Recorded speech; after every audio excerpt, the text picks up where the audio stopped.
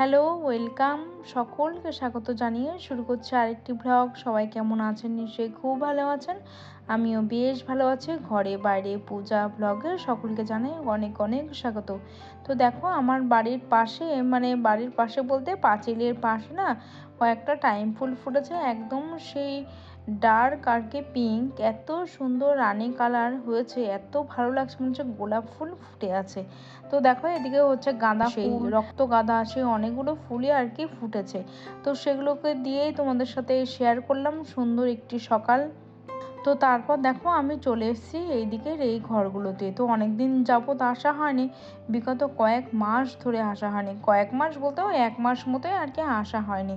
তো দেখো, এখানে জানলাগুলোতে একবারে ঝুল পড়ে ধুলো পড়ে, তো এই সাইডগুলোতে খুব নোংরা হয়েছিল। তো সমস্ত কিছু এই সোফার যে কভারগুলো সেগুলো একটু ঝেড়ে টেরে নিয়ে আবার পেতে দিচ্ছি। তো এদিকটা না টিকটিকে একটু পটি করেছিল, তো ভাবলাম একবারে আর কি তুলে একটু কেচে দেবো। তো ওটা তো একদম ক্লিন আছে, একটু ক্লিন করে নিয়েছি। আর দেখো, এইটা আর কি আর একটু ঝেড়ে ক্লিন করে নিচ্ছি।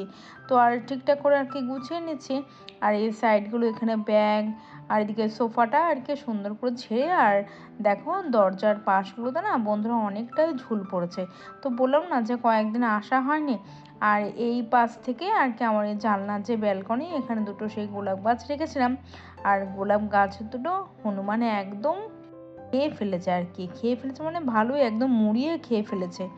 তো দেখো, এই পাশে তারপরের একটি ঘরে চলে এসেছি। সেই ঘরটা না একদম দেখো, সেই জানলাটা একটু ধুলো পড়েছিল। তো যে কাজের দিদি আসে ঘর মপ করার জন্য, সেই দিদি আর কি মুছে দেয়।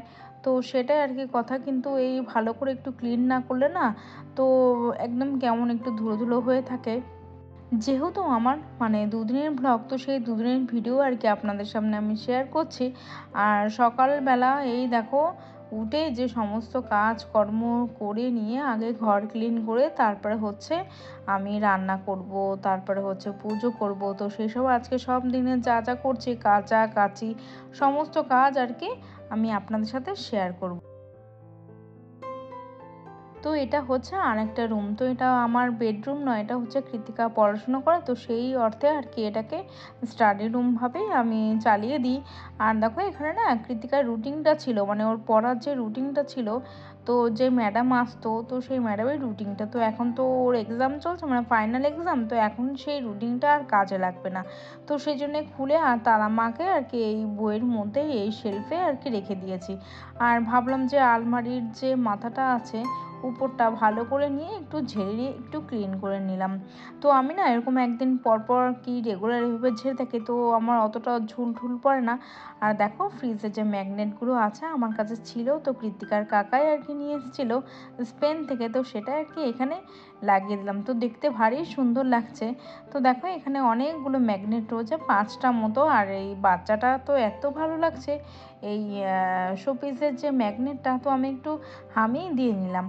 তো তারপর দেখো, রান্নাঘরে চলে এসেছি, মাছগুলো আর কি ফ্রিজ থেকে বের করে এই একটুখানি ভিজিয়ে নিলাম। ভিজিয়ে নিয়ে দেখো, এখানে একটু ঝাড়ু দিয়ে নিচ্ছি। তো বাইরেটা এখানেও অনেকটা ঝুল, তো আজকে অনেকগুলো ঝুল ঝাড়ার আর কি কাজগুলো করছি। তো উঠোন বলতে তো কিছু নেই, তো এর সামনে যে কলপাটটা, এখানে আর কি কাচা ধোয়া আর ঠাকুরের বাসন এগুলো মাজা হয়। তো বাসন মাজা হয়, তো আগে ঠাকুরের বাসন মাজা হয়, তারপর যে এঁঠো বাসন থাকে সেগুলো আর কি মাজা হয়। তো বেশিরভাগটাই মেশিনে কাচা হয়। তো আজকে মেশিনে কৃতিকার বাবা আর কি আমার হাজবেন্ড, তো সেখানে হচ্ছে মেশিনে কিছু জামা কাপড় দিয়েছে বলে আমি ভাবলাম কি এখানে এগুলো হাতে কেচে নিয়ে। আর চাদর কাচতে বন্ধুরা বেশ খানিকটা কষ্ট হয়েছে, এতটা কষ্ট হয়েছে সেটা আর কি বলবো। বুকটা একদম সেই হৃৎপিণ্ডটা একদম ধকপক ধকপক করছিল, হার্ট এত ধকপক করছিল যে ভাবলাম যে একটু বসে নিই, এত তো পরিশ্রম করা হয় না। তো তোমরা দেখতেই পাচ্ছ যে সকাল থেকে কীভাবে আমি একবারও কিন্তু বসিনি। তো ক্যামেরার পেছনেও কিন্তু আমি একবারও বসিনি, তো একভাবে কাজ করে যাচ্ছি। তারপর রোদ ছিল ছাদে, তো রোদে সমস্ত জামা কাপড় দিয়ে এসে দেখো এই যে মাছ ভাজতে চলে এসেছি। তো মাছ ভেজে নিয়ে মাছের শুধু ঝোল করব, আর কিছু করব না। তো শুধু ফুলকপি দিয়ে এই পাবদা মাছ আর ওই ট্যাংরা মাছের ঝোল করব, আর এক তরকারি হয়ে যাবে। আর দুপুরবেলা শুধু ভাবছি যে ওই একটু ডাল সিদ্ধ দিয়ে দেবো। রেগুলার যেরকম হালকা রান্না হয়, তো হালকা বলতে একটু রিচ করেছি। ওই একটু মশলা, আদা, রসুন, পেঁয়াজ তো এগুলো বেটে নিয়েছি, আর একটু টমেটো, ধনেপাতা লাস্ট আর কি দিয়ে দেবো। তো দেখো এখানে হচ্ছে আমার শাশুড়ি মা, আর ওদিকে হচ্ছে কৃতিকা ওই একটু ওর ঠাকুমার সাথে একটু দুষ্টুমি করছিল। তো এই যে আমরা সব একসাথে মিলেমিশে খাবো বলে আর কি টেবিলে এসেছিলাম। তো দেখো এখানে হচ্ছে চলো, সকালে তো ব্রেকফাস্ট করা হয়নি, তো এখানে মুসলি দিয়ে আর কি ব্রেকফাস্টটা করবো আজকে সবাই মিলে। তো চলো, এটুকুতে হবে না, আর একটু লাগবে, তো সেটা আগে এটুকু খেয়ে তারপর বাদ বাকিটা আবার তৈরি করে নেব। তো দেখো এখানে ফুলকপি ভাজা হয়ে গিয়েছে। তো তারপর যে আদা, রসুন, লঙ্কা সমস্ত যে পেস্ট ছিল সেটাকে আর কি ভালো করে কষিয়ে নেব।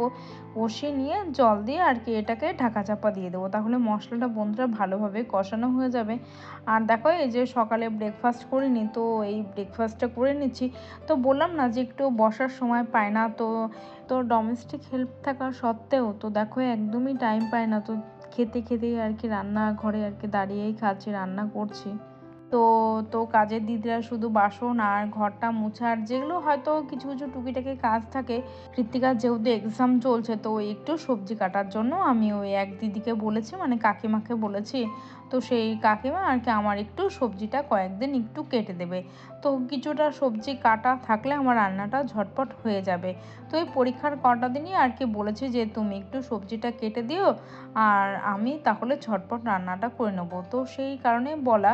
তো এই কাকিমা আর কি এই কয়েকদিন হচ্ছে যে সবজিটা কেটে দিচ্ছে, আর আমি ঝটপট করে রান্নাটা করে নিচ্ছি।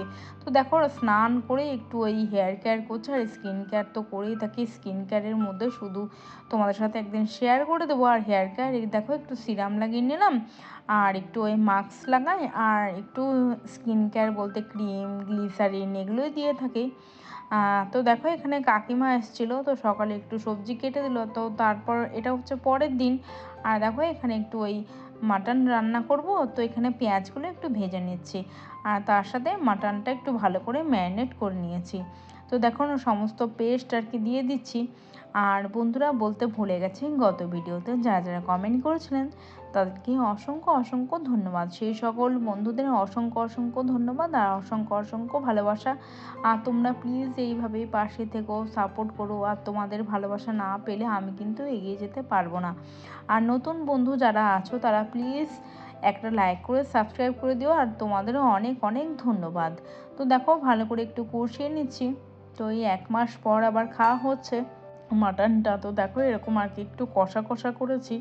তো পুরো রেসিপিটা আর তোমাদের সাথে শেয়ার করলাম না। এটা হচ্ছে তার পরের দিন দেখো ঠাকুর ঘরে চলে এসেছি স্নান সেরে। তো চলো পুজো করে নেব। তো পুজোটা সেরে নিই। তো পুজো তো রেগুলার বেসিসে আর কি দেখাতে পারি না। তো যেদিন যেরকম সময় পাই, হাতেও সময় থাকে, তো সেই দিন সেরকম আর কি পুজোটা তোমাদের সাথে শেয়ার করি। তো এই আমার ঠাকুর ঘরটা না দেখালেই নয়, কারণ ভগবানকে না দেখিয়ে দিনটা শুরু করলে না কেমন জানি একটা মানে মনটা খারাপ হয়ে যায়। তো সেই জন্যই তোমাদের সাথে আর কি ব্লগটা শেয়ার করা। আর আমি হচ্ছে একটা সাধারণ মেয়ে যে সাধারণভাবে ঘরের যে কাজ থাকে বা সেগুলোই তোমাদের সাথে শেয়ার করি। তোমরা সকলে খুব ভালো থেকো, সুস্থ থেকো, সামনে থেকো, দেখা হবে অনেকটি ব্লগে। আর ভালো লাগলে একটা লাইক করে সাবস্ক্রাইব করে দিও। তো চলো আজকের ভিডিওটা এখানেই শেষ করব। তোমরা সকলে ভালো থেকো। থ্যাংক ইউ, টাটা, ধন্যবাদ।